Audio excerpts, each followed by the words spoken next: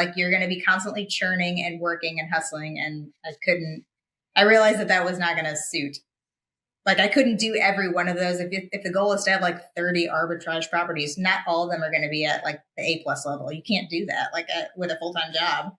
So it just didn't make sense. And if they are, like you said, your initial buy-in seems less. But if you really think about it, like back in the right after COVID and stuff, when short-term rentals were the shining star of everything, basically. If you had a short-term rental, you looked like a genius investor, right? And so during that time, arbitrage worked really well because you could get these properties, lease them out. You didn't have to invest a lot into them, right? They had to be furnished, but having a nicely furnished property made you a decent amount of money. Nowadays, though, it doesn't, right? The game is played at the top of the market. You got to furnish these properties beautifully. You have to have these immersive experiences, all that stuff. It would be really, really hard sell for me to go spend 150 grand on the back end of somebody else's property, right? So like I have almost zero interest investing into those immersive experiences in somebody else's property.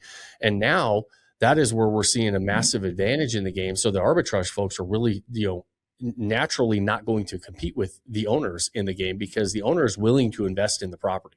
Yeah. The arbitrage person's not. And so, it's very interesting. It's definitely going after a different like guest for sure demographic for sure, much different. And so, well, I'm glad that as you're listing those pros and cons, Adam, I think there's a lot of things we considered, and I'm very glad we didn't do a lot of those things.